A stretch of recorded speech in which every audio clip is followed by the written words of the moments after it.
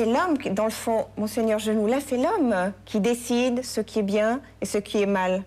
Ça heurte toute votre... On parle d'amour, on parle d'un acte d'amour. Qu'est-ce que vous en dites? Je vois tout à fait cet acte d'amour dans la manière héroïque et superbe dont Madame a accompagné son ami.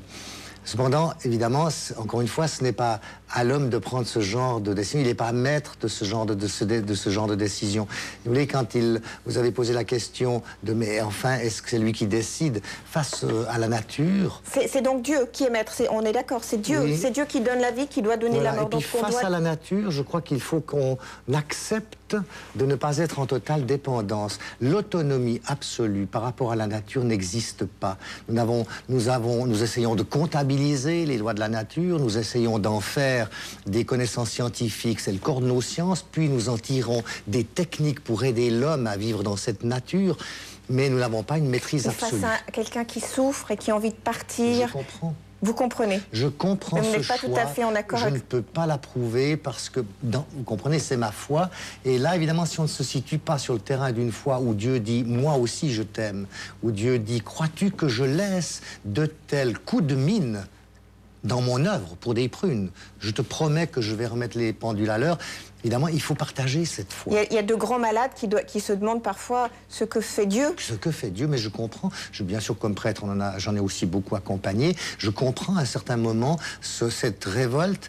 Et puis parfois, alors je vois cette remise. Je pense à ce grand malade qui tout d'un coup m'avait dit un jour, il priait puis il disait « Jésus, au fond, je suis content d'avoir à mourir comme vous ». C'est-à-dire la rédemption par la souffrance. Ça, c'est non, c'est pas tout à fait ça. Ce qu'il voyait, lui, c'est que, oui, c'est pas une rédemption par la souffrance. Dieu ne veut pas la souffrance. Il y en a un qui a lutté contre, c'est lui, si vous voulez. Le Christ a soigné les malades, il a ressuscité les morts. C'est pas la souffrance qu'il veut. Cependant, quand elle est là, on peut peut-être en tirer quelque chose de plus beau. Je pense aussi à cet homme qui, un jour, me disait, un vétérinaire, peut-être je peux vous dire ça, qui me disait, il y a une souffrance que je n'accepte pas, qui est de trop, c'est la souffrance des animaux. L'homme, nous, au moins, on peut l'offrir, me disait-il. C'est grand, mais c'est pas possible pour tout le monde. Et c'est difficile à vivre, vous êtes d'accord? Voilà, c'est pas possible pour tout le monde. François de Closet, vous nous entendez, vous nous écoutez depuis le début de cette émission de Paris. Vous êtes un journaliste de télévision bien connu et vous êtes aussi l'auteur d'un livre, La Dernière Liberté, dont on a beaucoup parlé en France. Une grande enquête publiée en 2001 aux éditions Fayard sur précisément toutes ces questions liées au choix de la mort. Je crois que vous êtes admiratif depuis la France de la démarche d'Exit en Suisse. Oui, tout à fait. Quand je suis votre débat, je me dis que je ne peux pas être en opposition avec ce que dit Monseigneur Genoux parce que je l'approuve entièrement pour ce qui le concerne. Ce que je ne comprends pas, c'est qu'il veuille imposer son point de vue à ceux qui peuvent ne pas le partager. Vous comprenez? Je pense, moi, qu'il faut se battre pour que chacun puisse vivre et mourir selon ses convictions. Celui qui croit au ciel, celui qui n'existe pas. Ça s'appelle la démocratie. Et lorsque ceux qui condamnent l'euthanasie, ce qui est tout à fait respectable, que ceux-là veulent interdire à d'autres qui pensent pouvoir disposer de leur vie, veulent leur interdire de le faire, il y a quelque chose qui me heurte simplement en tant que démocrate. Je ne sais pas du tout ce que je ferai à l'heure de ma mort, mais ce que je ne peux pas admettre, c'est que des gens qui auraient des convictions contraires aux miennes prétendent me les imposer alors que moi je me battrais pour que ceux qui rejettent absolument l'euthanasie se voient offrir tout le secours jusqu'à leur dernier souffle pour vivre selon leurs convictions. La différence, c'est pas ceux qui sont pour et contre l'euthanasie, c'est ceux qui sont démocrates et ceux qui, sur ce point, ne le sont pas, même sans se rendre compte et même avec les meilleures intentions. Alors on va laisser Monseigneur Genoux vous répondre. Vous n'êtes pas démocrate. Je voudrais vous dire, cher monsieur, que je vous remercie pour ce que vous dites, parce que vous me donnez l'occasion, au contraire, d'affirmer. D'ailleurs, vous m'avez entendu ne pas poser la moindre exclusive. Je dis que je comprends ceux qui, ne partageant pas ma foi, prennent ce genre de décision. Cependant, dans ma foi, je ne peux pas l'approuver, mais je ne fais pas œuvre antidémocratique en disant ça. Si un fidèle venait vers vous et vous disait écoutez, je suis à bout, je suis malade, que lui diriez-vous? Mais j'essaierai de l'accompagner au maximum. J'essaierai de lui dire que Dieu aussi l'aime, que moi aussi je l'aime, mais que je ne peux pas prendre des décisions à sa place. Et c'est ça, au fond, la vraie démocratie, si je peux le dire. Rendre les gens à leurs responsabilités, éclairer leur liberté, et ensuite, on ne va pas approuver ce qu'ils font, mais je ne vais pas les condamner, jamais. Bon, François de Closets? Oui, je voudrais simplement dire que notre dialogue, là, est typiquement celui d'un Français vis-à-vis d'un Suisse. Car vous avez eu, voyez-vous, Monseigneur, la réponse à laquelle nous n'avons pas le droit en France. Vous avez manifesté ce respect, cette compréhension vis-à-vis de l'action d'Exit, tout en disant que pour votre part, vous ne la partagez pas. Et ça, oui, c'est une l'attitude qui, pour moi, est l'attitude démocrate. Mais en France, ça n'existe pas. En France, le docteur Sobel se retrouverait poursuivi en justice. Et c'est ça, voyez-vous, qui, chez nous, n'est pas du tout admissible. Et c'est pour cela que j'ai écrit ce livre, La dernière liberté qui est indifféremment la liberté pour les uns d'en finir avec la vie, la liberté pour les autres de la poursuivre aussi loin qu'il plaira à leur créateur. François de Closets, jusqu'au bout. François de Closets, dans votre enquête, il y a l'hostilité de l'Église catholique, mais il y a aussi l'hostilité du milieu médical. On va en parler. Ce soir, nous avons invité plusieurs médecins qui ont refusé de venir. François de Closets, vous, dans votre enquête, vous avez vu cette hostilité du monde médical. Qu'est-ce que vous pouvez en dire? Alors, je crois qu'il faut distinguer les médecins et l'institution médicale.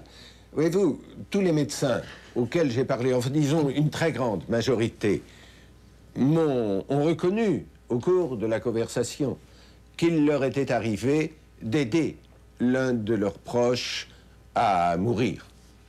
Et qu'il l'avait fait mourir, disons cela, d'une façon ou d'une autre.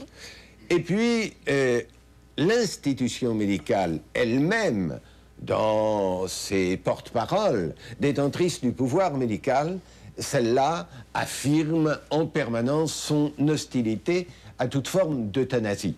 Je crois personnellement que son hostilité n'est pas vis-à-vis du fait d'aider les gens à mourir. Bien sûr, notre code de déontologie l'interdisait, mais voyez-vous, à la suite de cette affaire Imbert que vous évoquiez, eh bien, une loi a été votée par le Parlement. François de Closets, c'est assez normal qu'un médecin, soit contre le fait. Le médecin est là pour soigner et non pas pour donner la mort, tout de même. Oui, seulement la médecine moderne est telle que la mort a cessé d'être une fatalité.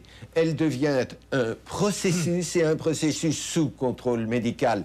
Et on estime que dans un pays qui pratique la médecine moderne, à peu près le tiers des décès proviennent à la suite d'un acte, d'une décision médicale. Alors bien sûr, le malade aurait fini par mourir de toute façon, mais très précisément, s'il est mort comme cela, c'est parce qu'à un moment, on lui a donné certaines doses de médicaments, parce qu'on a arrêté un certain nombre de traitements, voyez-vous. Donc il y a beaucoup d'hypocrisie, il y a beaucoup d'euthanasie qui ne dit pas son nom, c'est ce que vous êtes en train de nous dire. Mais bien sûr, mais le médecin est obligé de faire ça, et chez nous, en France, la loi disait que c'était criminel, il pouvait à tout moment être dénoncé. Alors heureusement, sur ce point, à la suite de l'affaire Imbert, on a reconnu la légitimité pour les médecins de provoquer, d'aider à mourir dans certaines conditions, avec certaines garanties, etc., leur mort. Le vrai problème est posé par la demande de mort. Et c'est cela, en fait, qui va heurter le pouvoir médical. Pourquoi? Mais parce que, normalement, c'est le médecin qui décide du traitement, qui dit ce qu'il faut faire. Et voilà que tout à coup, c'est le malade. C'est le malade qui va dire au médecin, faites cela. Et il ne va pas le dire pour quelque chose d'anodin, il va le dire pour l'acte le plus grave, le plus terrible qui puisse être. Comment concevoir que tout à coup, la relation entre le malade et le médecin bascule et que ce soit le malade qui dise au médecin, docteur, faites cela. Faites cela, c'est-à-dire aidez-moi à mourir. Ça heurte le pouvoir médical. Et donc, les médecins individuellement le comprennent, mais le pouvoir médical ne veut pas l'admettre, du moins pas en France. On heurte, c'est bien ce que vous dites, on heurte le pouvoir, un vrai pouvoir, le pouvoir peut-être religieux, mais aussi le pouvoir médical. Jérôme Sobel, malgré tout, depuis le début de cette émission, tout le monde semble... On parle à mots feutrés, tout le monde semble tout à fait d'accord. Malgré tout, est-ce qu'on ne peut pas dire que la vie est sacrée? Comment peut-on, quand on est médecin, se transformer en démiurge, décider, donner la mort? Comment peut-on le faire? Est-ce qu'il n'y a pas là une transgression d'une valeur fondamentale? C'est tout de même la première fois dans l'histoire de l'homme qu'on décide légalement du jour et de sa mort. Il y a une sorte de... On dit dans la tradition judéo-chrétienne, tu ne sauras ni le jour ni l'heure, c'est bien cela. Et là, tout à coup, on change. Bien entendu, mais le monde évolue, la société se construit, et en fonction des situations nouvelles, des réponses nouvelles doivent être trouvées et données. Au niveau du début de la vie, maintenant, on parle de contraception, on parle d'interruption de grossesse, on parle de préservatif. On parle de beaucoup de choses qui n'existaient pas dans le passé. Donc, le monde change. Et au niveau de la fin, c'est une question de point de vue qui appartient à chacun, et c'est à chacun de répondre à cette question pour lui-même.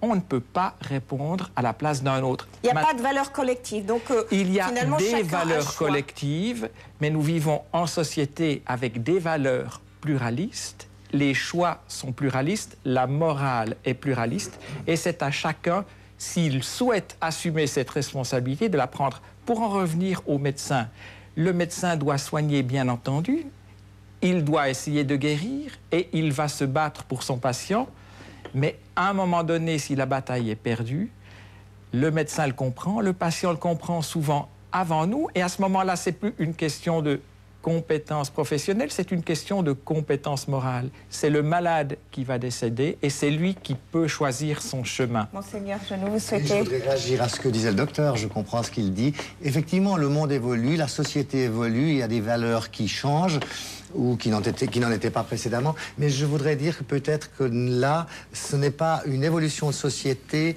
qui doit dicter un changement d'attitude morale ou de morale fondamentale.